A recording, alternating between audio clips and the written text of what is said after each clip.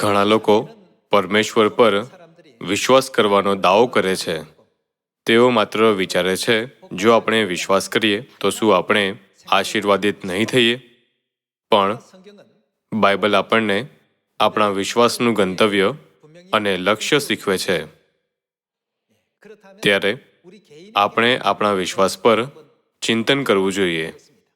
શું આપણે એક સ્પષ્ટ લક્ષ્ય સાથે વિશ્વાસના માર્ગનું પાલન કરી રહ્યા છીએ? એક સ્પષ્ટ લક્ષ્ય સાથે આપણે વિશ્વાસ રાખી શકીએ છીએ, જે કોઈ પણ મુશ્કેલીઓ હોવા છતાં પણ ગાયબ નથી થતો. ખરું ને?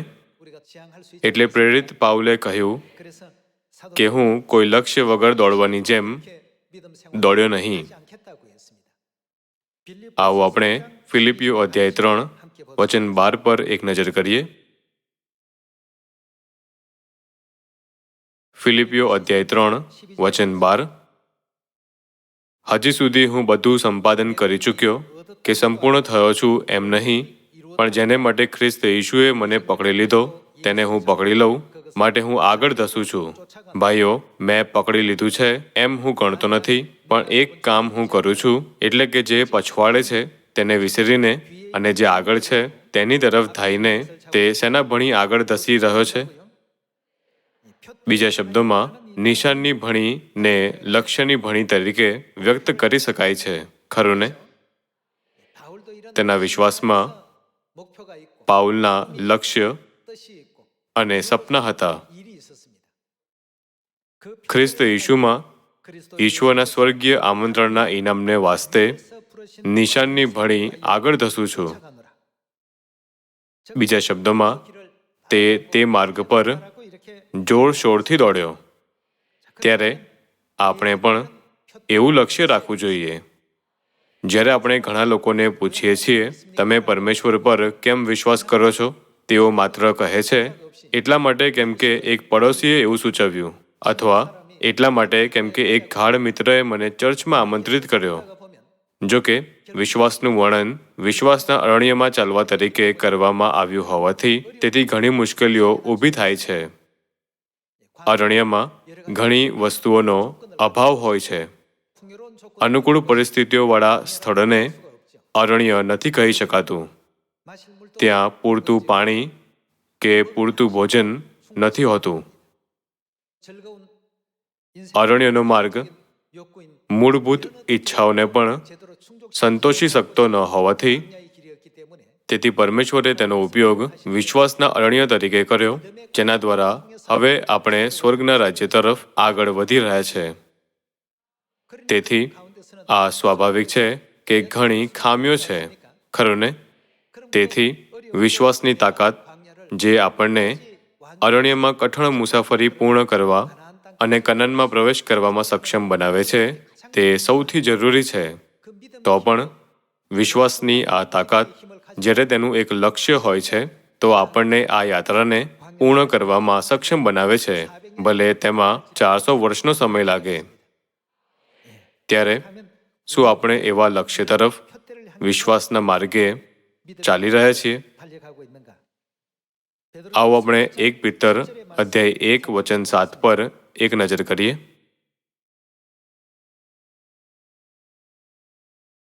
જેથી તમારા વિશ્વાસની પરીક્ષા, જે અગ્નિથી પરખાયેલા નાશવંત સોના કરતાં બહુ મૂલ્યવાન છે, તે ઈસુ ખ્રિસ્તના પ્રગટ થવાને સમયે સ્તુતિ, માન તથા મહિમા યોગ્ય થાય. તેમને ન જોયા છતાં પણ તમે શું કરો છો? તમે તેમના પર પ્રેમ રાખો છો. હમણાં જો કે તમે તેમને જોતા નથી, તો પણ તેમના પર વિશ્વાસ રાખો છો. તમે તેમનામાં અવાચ્ય તથા મહિમાથી ભરપૂર આનંદથી હરખાઓ છો. અને તમારા વિશ્વાસનું ફળ તે શું છે? એટલે તમારા આત્માઓનું તારણ પામો છો. બધા લોકો, આપણા વિશ્વાસનું લક્ષ્ય આપણી આત્માઓનું તારણ છે. આ ચર્ચની અંદર અધિકારનો ઉપયોગ કરવા વિશે નથી. જ્યારે આપણે ચર્ચમાં આવીએ છીએ, પરમેશ્વરનો ભય રાખીએ છીએ, પરમેશ્વરની આરાધના કરીએ છીએ અને પરમેશ્વરની શિક્ષાઓ પ્રમાણે ન્યાયી જીવન જીવીએ છીએ, તો લક્ષ્ય શું આપણી આત્માઓના તારણને પ્રાપ્ત કરવાનું નથી, જેનો પરમેશ્વરે વાયદો કર્યો છે? બધાએ તે લક્ષ્ય તરફ દોડવું જોઈએ. ત્યારે આ લખ્યું છે કે વિશ્વાસનો હેતુ આત્માઓનું તારણ છે અને પરમેશ્વર આ ઉદ્ધાર માટે શરીરમાં આ પૃથ્વી પર આવ્યા. આવો આપણે હિબ્રુઓ અધ્યાય 9 પર જઈએ.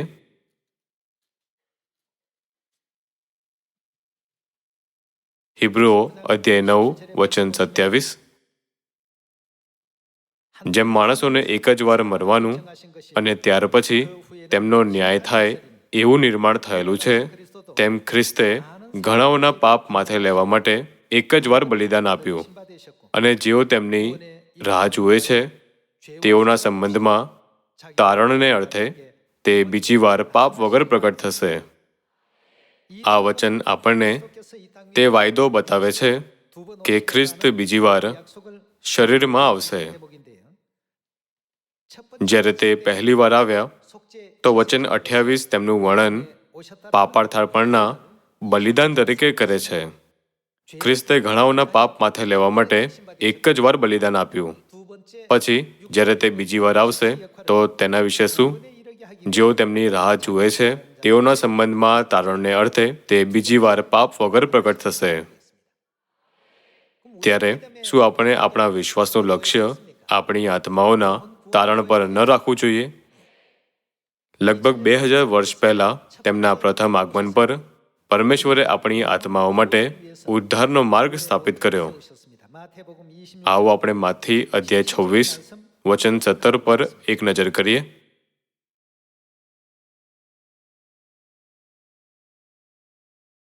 અને 2 ખમી રોટલીના પર્વને પહેલે દિવસે શિષ્યોએ યીશુની પાસે આવીને કહ્યું, તમારે માટે પાસ્કા ખાવાની અમે ક્યાં તૈયારી કરીએ? તમારી શી ઈચ્છા છે? માથી અધ્યાય 26 પ્રમાણે શિષ્યો કોની પાસે ગયા? તેઓએ યીશુની પાસે આવીને કહ્યું, તમારે માટે પાસ્કા ખાવાની અમે ક્યાં તૈયારી કરીએ? તમારી શી ઈચ્છા છે? જીવનનું સત્ય પાસ્કા પર્વ, જેને યીશુ અને તેમના શિષ્યોએ ખૂબ મહત્વપૂર્ણ માન્યું, આજે કોઈ પણ ચર્ચમાં નથી.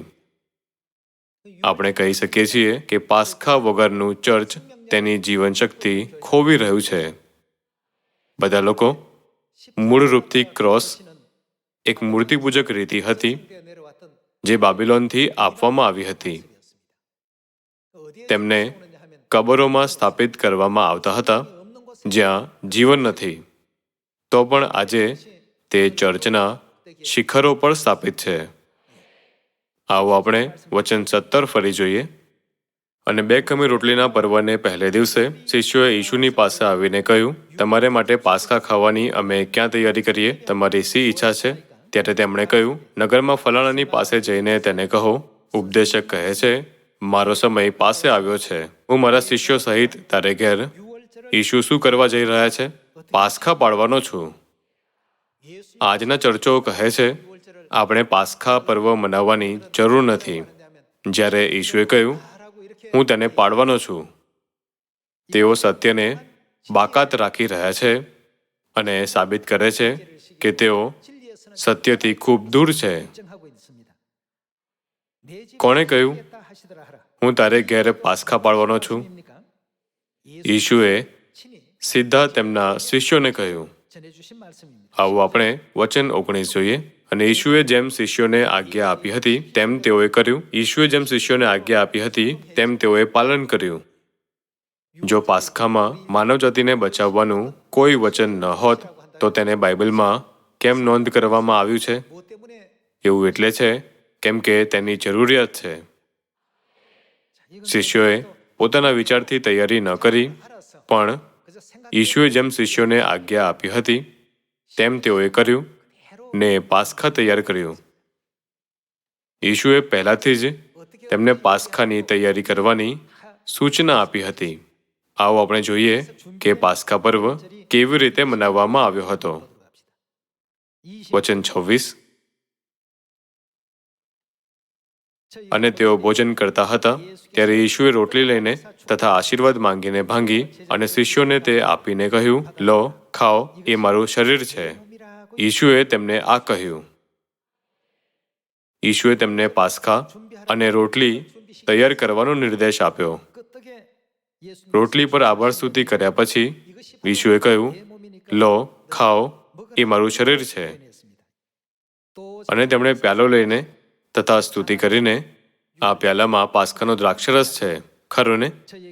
તેઓને આપીને કહ્યું. તેમણે શું કહ્યું? તમે સૌ એમાંનું પીઓ, કેમ કે નવા કરારનું આ કોનું લોહી છે? એ મારું લોહી છે, જે પાપોની માફીને અર્થે ઘણાઓને માટે વહેવડાવવામાં આવે છે. પરમેશ્વરે આખી માનવજાતિને જણાવીને નવા કરારની ઘોષણા કરવાના દિવસ તરીકે પાસ્કા પર્વની ઘોષણા કરી. જો મૂસાના નિયમશાસ્ત્ર પ્રમાણે પાસ્કા પર્વ મનાવવામાં આવતો તો એક પશુની જરૂર હોત, પણ ઈશુએ રોટલી અને દ્રાક્ષરસ લીધો. પછી તેમણે તેમના શિષ્યોને રોટલીનો અર્થ સમજાવ્યો. આ રોટલી મારું માંસ છે, જે હું તમને તમારા પાપોની ક્ષમા માટે અને તમારા ઉદ્ધારને માટે આપું છું. તે મારું શરીર છે. તેમણે પાસ્કાનો દ્રાક્ષરસ પણ આપ્યો. આ પ્યાલો મારા લોહીમાંનો નવો કરાર છે. તે કરારનું મારું લોહી છે. લુકે તારણના આ કાર્યને લુકની સુવાર્તામાં આ પ્રમાણે નોંધ્યું છે. આવો આપણે લુક અધ્યાય 22 વચન 7 પર એક નજર કરીએ. લુક અધ્યાય 22 વચન 7. બે ખમી રોટલીનો દિવસ આવ્યો કે જેમાં પાસ્કા યજ્ઞ કરવો જોઈએ. તેમણે ઈશુએ કોને મોકલ્યા? પિતરને તથા યોહાનને એમ કહીને મોકલ્યા. પિતર અને યોહાનના કાર્યો તે છે જેનાથી આપણે શીખવું જોઈએ. તેમણે પિતરને તથા યોહાનને એમ કહીને મોકલ્યા, તમે જઈને આપણે માટે તેમણે શું ખાવાની તૈયારી કરવી જોઈએ? પાસ્કા તૈયાર કરો કે આપણે તે ખાઈએ. તેઓએ તેમને પૂછ્યું, અમે ક્યાં તૈયારી કરીએ? એ વિશે તમારી શી ઈચ્છા છે? તેમણે તેઓને કહ્યું, શહેરમાં પેસતા પાણીની ગાગર લઈને જતો એક પુરુષ તમને સામો મળશે. તે જે ઘરમાં જાય ત્યાં તેની પાછળ પાછળ જજો અને ઘરધણીને પૂછજો કે ઉપદેશક કહે છે કે મારા શિષ્યોની સાથે હું પાસ્કા ખાઉં તે ઉતારાની ઓરડી ક્યાં છે? તે તમને સરસામાન સહિત એક મોટી મેળી દેખાડશે. ત્યાં તમે તૈયારી કરો. તેઓ ગયા અને જેમ તેમણે તેઓને કહ્યું હતું તેમ તેઓને મળ્યું અને તેઓએ પાસ્કા તૈયાર કર્યું. વખત થયો ત્યારે તે બેઠા અને તેમની સાથે બીજું કોણ? 12 પ્રેરિતો પણ બેઠા. તેમણે તેઓને કહ્યું, મરણ સહ્યા પહેલા આ પાસ્કા તમારી સાથે ખાવાની મને ઘણી ઈચ્છા હતી. તેમણે શું કહ્યું? આ પાસ્કા ખાવાની મને ઘણી ઈચ્છા હતી. પરમેશ્વરના પ્રથમ આગમન પર ઈશુના નામની સાથે શરીરમાં આવવાનો હેતુ ખોવાયેલું શોધવા અને તારવાનો હતો. શું આ લુક અધ્યાય 19માં નોંધ નથી? ઈશુને કેટલી ઉત્સુકતાથી પાસ્કા ખાવાની ઈચ્છા હતી તે દર્શાવે છે કે તેમના માટે પાસ્કા કેટલો મહત્વપૂર્ણ હતો, ખરું ને? તેમણે ઘણી અને ઈચ્છા કહીને તેના મહત્વ પર ભાર આપ્યો. આ માત્ર 10% કે 20% ઈચ્છવા વિશે નથી, પરંતુ 100%, 200%, 1000% કે તેથી વધારે છે. આ તે પાસ્કા પર્વ છે જેને ઈશુએ સુવાર્તાની પુસ્તકોમાં કોતર્યો હતો. આવો આપણે વચન 19 પર જઈએ. પછી તેમણે રોટલી લઈને સ્તુતિ કરીને ભાંગી અને તેઓને આપીને કહ્યું, આ મારું શરીર છે, તે તમારે માટે આપવામાં આવે છે. મારી યાદગીરીમાં આ કરો. તે જ પ્રમાણે વાળું કર્યા પછી તેમણે પ્યાલો લઈને, પાસ્કાનો દ્રાક્ષરસ આ પ્યાલામાં છે, ખરું ને?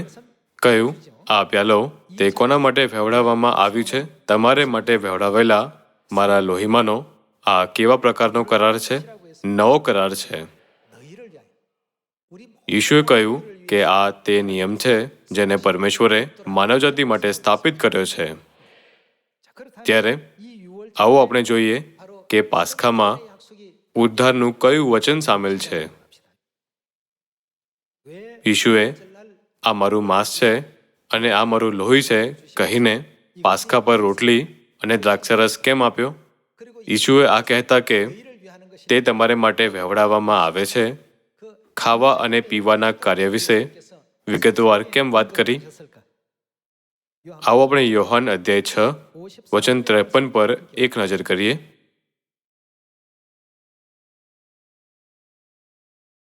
આવો આપણે વચન 53 જોઈએ. ત્યારે ઈશુએ તેઓને કહ્યું, હું તમને ખચિત ખચિત કહું છું કે જો તમે માણસના દીકરાનું માંસ ન ખાઓ અને તેનું લોહી ન પીઓ તો તમારામાં શું નથી? ઈશુના માંસ અને લોહીના વિષયમાં આપણે ખરેખરમાં તેને ખાઈ અને પી શકતા નથી. પછી ઈશુનું માંસ અને લોહી શું છે? તે પાસ્ખાની રોટલી અને દ્રાક્ષરસને દર્શાવે છે. ઈશુએ તેમના સૌથી નજીકના શિષ્યો પીતર અને યોહાનને આ પ્રસંગની તૈયારી કરવા માટે મોકલ્યા અને ભારપૂર્વક કહ્યું, મરણ સહ્યા પહેલા આ પાસ્ખા તમારી સાથે ખાવાની મને ઘણી ઈચ્છા હતી. તેમણે કહ્યું કે આ બધી વસ્તુઓ આપણા માટે કરવામાં આવી છે. તેમણે વારંવાર પ્રેરિતોને ઉલ્લેખ કર્યો કે આ સત્ય તે લોકો માટે આપવામાં આવ્યું છે જેમને બચાવવા જોઈએ. એટલે માથી, માર્ક, લુક અને યોહાનની સુવાર્તામાં પાસ્ખાનો ઉલ્લેખ કરવામાં આવ્યો છે. પાસ્ખાનો આપણા ઉદ્ધારથી ગાઢ સંબંધ છે. એટલે યોહાન અધ્યાય 6 વચન 53માં ઈશુએ કહ્યું, જો તમે માણસના દીકરાનું માંસ ન ખાઓ અને તેનું લોહી ન પીવો. ઈશુએ શું કહ્યું? તમારામાં જીવન નથી. તેઓ મૃત્યુની સ્થિતિમાં છે. જીવન અને મૃત્યુની ચાવી કોની પાસે છે? આપણા પરમેશ્વર પાસે તેમની ચાવી છે. પરમેશ્વર જે ઈશુના નામથી શરીરમાં આવ્યા છે તેમણે આપણને શીખવ્યું કે જ્યાં સુધી આપણે તેમનું માંસ ન ખાઈએ અને તેમનું લોહી ન પીએ ત્યાં સુધી આપણે જીવન પ્રાપ્ત કરી શકતા નથી. વચન 54, જે કોઈ મારું માંસ ખાય છે અને મારું લોહી પીવે છે તેને અનંત જીવન છે અને છેલ્લે દિવસે હું તેને તે શું કરશે? પાછો ઉઠાડીશ. કેમ કે મારું માંસ ખરેખરું ખાવાનું છે અને મારું લોહી ખરેખરું પીવાનું છે. જે મારું માંસ ખાય છે અને મારું લોહી પીવે છે તે મારામાં રહે છે અને હું તેનામાં રહું છું. પરમેશ્વરે આપણને આ મૂલ્યવાન આશીર્વાદ આપ્યો છે જેથી તે આપણામાં રહી શકે અને આપણે તેમનામાં.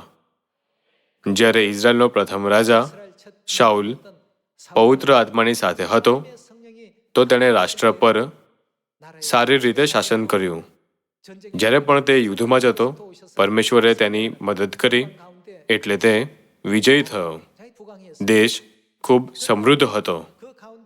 જોકે જેમ શાઉલ રાજાએ નિરંતર પરમેશ્વરની ઈચ્છાનું ઉલ્લંઘન કર્યું અને તેનું પોતાનું અભિમાન વધતું ગયું તો છેવટે પવિત્ર આત્માએ તેને છોડી દીધો. તેથી જ્યારે પરમેશ્વરે શાઉલને છોડી દીધો તો એક દુષ્ટ આત્માએ તરત જ તેનામાં પ્રવેશ કર્યો અને તેને અતાર્કિક વર્તન કરવા માટે પ્રેરિત કર્યો. બધા લોકો ઝડપી સ્વભાવનો વ્યક્તિ અને નમ્ર વ્યક્તિ કેવી રીતે કાર ચલાવે છે? તેઓ અલગ અલગ રીતે વાહન ચલાવે છે. હું તેનું નીચું બતાવવાનો પ્રયત્ન નથી કરી રહ્યો, પણ હું એક વ્યક્તિને જાણું છું જેની પાસે ઉત્તમ ડ્રાઇવિંગ કૌશલ્ય છે. આપણે સાવધાનીથી આપણી પાછળ જોઈએ છીએ અને સાવધાનીથી કારને રિવર્સ કરીએ છીએ, પણ આ વ્યક્તિ એવું નથી કરતો. તે કેટલી સારી રીતે કારને રિવર્સ કરી શકે છે. એક સ્વૂશ અને એક ઝૂમ સાથે તે એક ક્ષણમાં ખતમ થઈ ગયું. જે રીતે એક જ કાર તેના ચલાવનારના આધારે અલગ અલગ દેખાઈ શકે છે, તેમ જ્યારે પવિત્ર આત્મા તેનામાં હતો ત્યારે શાઉલની ક્રિયાઓ બિલકુલ અલગ હતી. પણ પરમેશ્વર શું કહે છે? જે મારું માંસ ખાય છે અને મારું લોહી પીવે છે તે મારામાં રહે છે. અને પરમેશ્વર ક્યાં રહેશે? પરમેશ્વર આપણી અંદર રહેશે. તો પાસ્ખા કેટલો મૂલ્યવાન છે? તે બધા જે આ નવા કરારમાં રહે છે પરમેશ્વરના પવિત્ર આત્માના કાર્ય દ્વારા પવિત્ર આત્માની સાથે અનંત જીવનનો આશીષ પ્રાપ્ત કરશે. તેથી પરમેશ્વરના લોકોએ પાસ્ખાના સત્યને મનાવ્યું હતું. જો કે પરમેશ્વરે પહેલાથી જ ભવિષ્યવાણી કરી હતી કે પરમેશ્વરના પવિત્ર વચનો ગાયબ થઈ જશે. આવો આપણે દાનિયેલ અધ્યાય 7 વચન 20માં જઈને જોઈએ કે કોણ તેમનો નાશ કરવાનો પ્રયત્ન કરશે. આવો આપણે અધ્યાય 7 વચન 20 પર એક નજર કરીએ. તથા તેના માથા પરના 10 શિંગડા તથા પેલું બીજું ફૂટી નીકળેલું શિંગડું કે જેના પ્રતાપથી 3 પડી ગયા. તમારામાંથી જેમણે દાનિયેલની ભવિષ્યવાણીનો અભ્યાસ કર્યો છે તેઓ જાણે છે કે શિંગડા રાજ્યોને દર્શાવે છે. દાનિયેલની ભવિષ્યવાણી પ્રમાણે 10 રાજ્યોમાંથી 3 શિંગડા હેરુલી, વેન્ડલ્સ અને ઓસ્ટ્રોગોથનો નાશ કરવામાં આવ્યો. એટલે જે શિંગડાને આંખો તથા મોટી મોટી બડાઈની વાતો કરનાર મુખ હતું ને જે દેખાવમાં તેની સાથેના કરતા મજબૂત હતું, તેઓનો ખરો અર્થ જાણવાની મેં ઈચ્છા દર્શાવી. ત્યાં સુધી એ જ શિંગડાએ પૌત્રોની સામે યુદ્ધ મચાવીને તેઓના ઉપર જય મેળવ્યો તે હું જોયા કરતો હતો. ભવિષ્યવાણીમાં સંતો પરાજિત થયા અને તેમનો વિરોધ કરનારને વધારે શક્તિ મળી. વચન 21, તેણે તેમને હરાવ્યા પણ તે ક્ષણિક હશે. તે વયોવૃદ્ધ પુરુષ આવ્યો, એટલે કે પરમેશ્વર આવ્યા, ને પરાત્પરના પવિત્રોને ન્યાયાધિકાર આપવામાં આવ્યો. અને એવો વખત આવ્યો કે પવિત્રોને રાજ્ય પ્રાપ્ત થયું. તે કહે છે કે સંતોનો અધિકાર નિયત સમય પર પુનઃસ્થાપિત કરવામાં આવશે. આવો આપણે વચન 24 પર જઈએ. આવો આપણે વચન 24 જોઈએ. પેલા 10 શિંગડા આ રાજ્યમાંથી 10 રાજાઓ ઉત્પન્ન થશે અને તેમના પછી બીજો એક ઉત્પન્ન થશે. તે આગલાઓના કરતા જુદો થશે ને તે 3 રાજાઓને તાબે કરશે. તે શું કરશે? પરાત્પરની વિરુદ્ધ મોટી મોટી વાતો બોલશે. પરાત્પર પરમેશ્વરને દર્શાવે છે અને માત્ર શૈતાન પરમેશ્વરનો વિરોધ કરે છે. તે પરાત્પરની વિરુદ્ધ મોટી મોટી વાતો બોલશે. તે શું કરશે?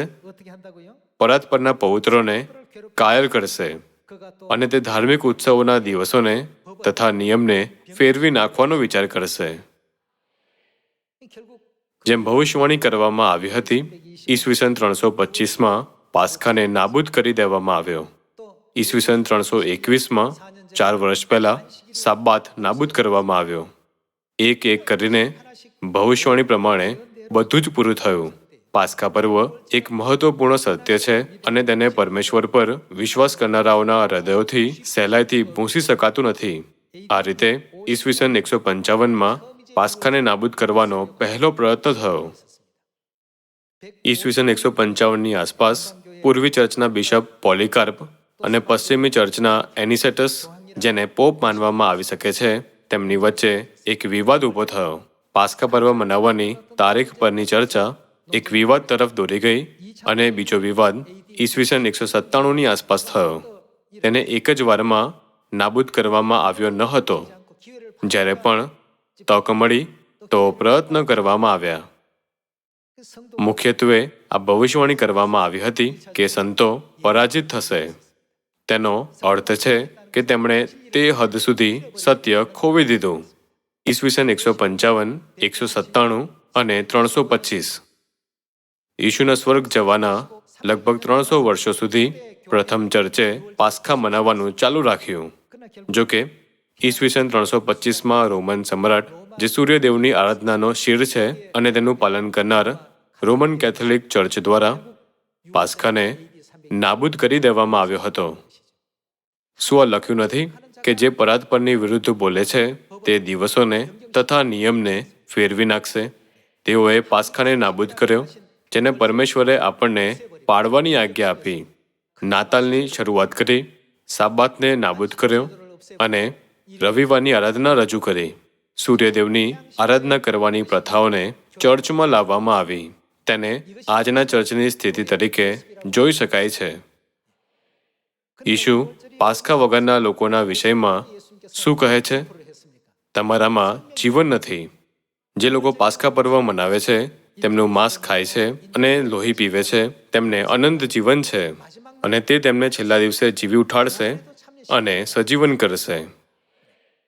નવા કરારના પાસ્ખાના મહત્વને ધ્યાનમાં લેતા તેને નાબૂદ કરવો દુઃખદ છે. આજે આપણે પિતા અને માતાની કૃપા દ્વારા આ બાબતોને પારખી શકીએ છીએ.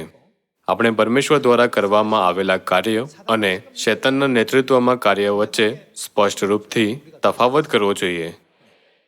માઇક્રોસ્કોપ દ્વારા આપણે ખૂબ નાની વસ્તુઓ જોઈ શકીએ છીએ જે નરી આંખે નથી જાણી શકાતી. તે જ રીતે આજે જો તમે સાચા ચર્ચ અને જૂઠા ચર્ચ વચ્ચે તફાવત નથી કરી શકતા તો તમારે બાઇબલની શિક્ષાઓ પર ધ્યાન આપવું જોઈએ. પરમેશ્વર ઉદ્ધાર તરફ આપણું માર્ગદર્શન કરે છે અને તેથી આપણે ઉદ્ધાર પ્રાપ્ત કરવા પર આપણા વિશ્વાસનું લક્ષ્ય નક્કી કરવું જોઈએ. જો આપણે આપણા વિશ્વાસનું લક્ષ્ય કંઈક બીજું રાખીએ તો અનંત વિનાશ આપણી સાથે રહેશે. લોકો પૂછે છે, ચર્ચ ઓફ ગોડ પાસે ક્રોસ કેમ નથી? ત્યારે આપણે કહી શકીએ છીએ, શું આ સ્પષ્ટ નથી કે આપણે ન રાખવો જોઈએ? એક ચર્ચ જે અનંત જીવન પ્રદાન કરે છે તેણે મૃત્યુનું પ્રતીક કેમ પ્રદર્શિત કરવું જોઈએ? તેમને આ જવાબ આપવો સાચો છે. તેથી આજે પિતા અને માતા દ્વારા આપણને આપવામાં આવેલ નવા કરારના પાસ્કા પર્વને મનાવવાથી આપણે ખાતરી કરી શકીએ છીએ કે આપણે પરમેશ્વરમાં છીએ. આ નિર્વિવાદ પુરાવા સાથે આવો આપણે દ્રઢ વિશ્વાસ સાથે અનંતકાળનો ઉદ્ધાર પ્રાપ્ત કરીએ. આપણે પુરાવા સાથે સ્વર્ગમાં જવું જોઈએ. આવો આપણે 1 યોહાન અધ્યાય 5 વચન 9 જોઈએ.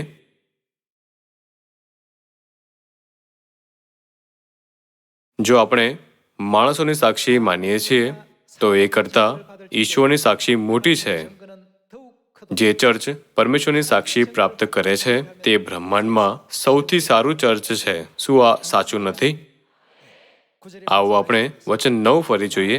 જો આપણે માણસોની સાક્ષી માનીએ છીએ તો એ કરતાં ઈશ્વરની સાક્ષી મોટી છે, કેમ કે ઈશ્વરે પોતાના પુત્ર સંબંધી જે સાક્ષી આપી છે તે એ જ છે.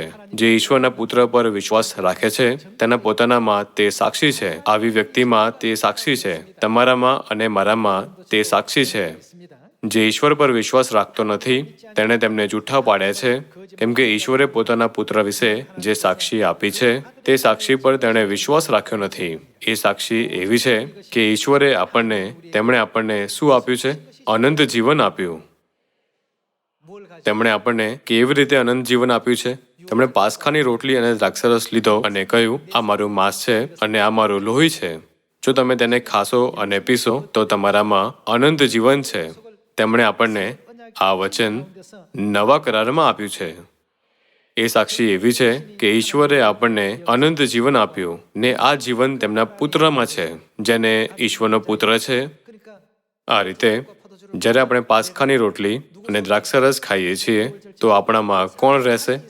યોહાન અધ્યાય 6 ઈશુએ વચન આપ્યું હતું કે તે પાસ્કા મનાવનારમાં રહેશે. જેને ઈશ્વરનો પુત્ર છે તેને શું છે? જીવન છે. જેને ઈશ્વરનો પુત્ર નથી તેને જીવન નથી. જેમની પાસે માણસના પુત્રનું માંસ અને લોહી છે, એટલે જે નવા કરારના પાસ્કામાં છે, તેમણે કોની સાક્ષી પ્રાપ્ત કરી? તેઓએ પરમેશ્વરની સાક્ષી પ્રાપ્ત કરી છે. માથી અધ્યાય 7 પ્રમાણે છેલ્લા દિવસે જ્યારે લોકો સ્વર્ગમાં જશે, ઘણા લોકો તારણની આશામાં લાઈનમાં ઊભા હશે. અમુક કહેશે, પ્રભુ, મેં તમારે નામે પ્રબોધ કર્યો, મેં તમારા નામે ભૂતોને કાઢ્યા, મેં તમારા નામે ઘણા અજાયબીઓ કર્યા છે. ઘણા લોકો ઈશુની પાસે આવશે અને કહેશે, મેં તમારા પર આટલી નિષ્ઠાથી વિશ્વાસ કર્યો, મેં તમારા પર આટલા ઉત્સાહથી વિશ્વાસ કર્યો. તે સમયે ઈશુ જવાબમાં શું કહેશે? તે કહેશે, મેં તમને કદી પણ ઓળખ્યા નથી. હું ચોક્કસપણે તમને ઓળખતો નથી. ત્યારે ઈશુ કોને પરવાનગી આપશે? જ્યારે નવા કરારમાં રહેનારા લોકો પરમેશ્વરની સાક્ષી લઈને તેમની પાસે આવશે તો પરમેશ્વર તે લોકોને જોશે જેમની અંદર તેમનું માંસ અને લોહી છે. એવું કહેવામાં આવે છે કે માનવ શરીરમાં એક પ્રોગ્રામ છે જે આ નિર્ધારિત કરવા માટે એક નકશા તરીકે કાર્ય કરે છે કે કોઈ વ્યક્તિને કેવા પ્રકારની બીમારીઓ થશે અને તેની ઊંચાઈ કેટલી થશે. તેને જીનોમ નકશા તરીકે ઓળખવામાં આવે છે. બસ તેને જોઈને આપણે જાણી શકીએ છીએ કે આ વ્યક્તિને કઈ ઉંમરે કેવો રોગ થશે. પરમેશ્વરે આ નકશાઓને આપણા માનવ શરીરમાં રાખ્યા છે, તો પણ આપણે તેમનાથી અજાણ હતા. આ પૃથ્વી પર મનુષ્ય પ્રગટ થયાના યુગથી લઈને આજ સુધી હજારો વર્ષોથી માનવજાતિને ખબર ન હતી કે આવી વસ્તુઓ અસ્તિત્વમાં છે. જો કે પરમેશ્વર તેને એક નજરમાં જાણે છે, કેમ કે પરમેશ્વરે તેમને બનાવ્યા અને ત્યાં રાખ્યા છે. તેથી પરમેશ્વર શું કહે છે કે તે પોતાના લોકોના મનમાં મૂકે છે? યર્મિયા અધ્યાય 31માં પરમેશ્વર કહે છે, હું મારો નિયમ તેઓના હૃદયમાં મૂકીશ. પરમેશ્વર તેમના મનની સામગ્રીથી જાણે છે કે તેઓ તેમના લોકો છે કે નહીં. તેથી ભલે ઘણા લોકો આવીને કહે છે, પ્રભુ, મેં પરોઢના સમયે અને પર્વતો પર ખંતથી પ્રાર્થના કરી, મેં ઘણા ઉપવાસ કર્યા. તે કહેશે, મેં તને ક્યારેય ઓળખ્યો નહીં. જે રીતે આપણી પાસે આપણા શરીરમાં DNA નકશો છે, તેવી જ રીતે કેટલીક વસ્તુઓ પણ છે જેનો માત્ર પરમેશ્વર જ સ્વીકાર કરી શકે છે. જ્યારે ખ્રિસ્તનું પવિત્ર માંસ અને લોહી જોવામાં આવે છે, તો પરમેશ્વર તરત જ તેમને ઓળખી લે છે. તે કહેશે, તમે મારા દીકરા છો, તમે મારી દીકરી છો. આવો આપણે આ ક્ષણથી તેના પ્રમાણે જીવીએ.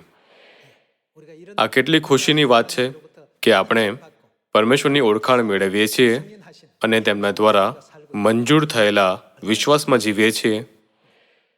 આવો આપણે તે ચિંતાઓ અને ડરોને હટાવી દઈએ જે આપણે આ દુનિયાથી લઈને આવ્યા છીએ. કેમ કે જ્યારે આપણે સ્વર્ગમાં પ્રવેશ કરીશું તો આપણે સદા સર્વકાળ યાજકની જેમ રાજા થઈશું. ઘણા સમય પહેલા જ્યારે દાદીમાં વાર્તાઓ કહેતા હતા તો તેનો અંત આ સાથે થતો હતો અને તેઓ ખુશીથી રહેવા લાગ્યા. તેમણે આપણને ઘણી વાર્તાઓ સંભળાવી જેમાં નાયકનો અંત સુખદ હતો. આ પૃથ્વી પર લોકો નથી જાણતા કે આપણે કોની સંતાન છીએ.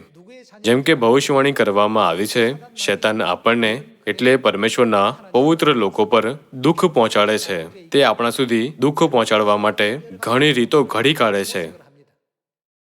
તે છતાં આવો આપણે પરમેશ્વરના મૂલ્યવાન વાયદાને અંત સુધી પકડી રાખીએ અને નવા કરારની દોડને પૂરી કરીએ. મને આશા છે કે આપણે અંત સુધી નવી યરુશલેમ સ્વર્ગીય માતાની દોરવણીનું પાલન કરીશું, જે નવા કરારની વાસ્તવિકતા છે. આ દ્વારા હું ઉપદેશને સમાપ્ત કરવા ઈચ્છીશ. તમારો આભાર.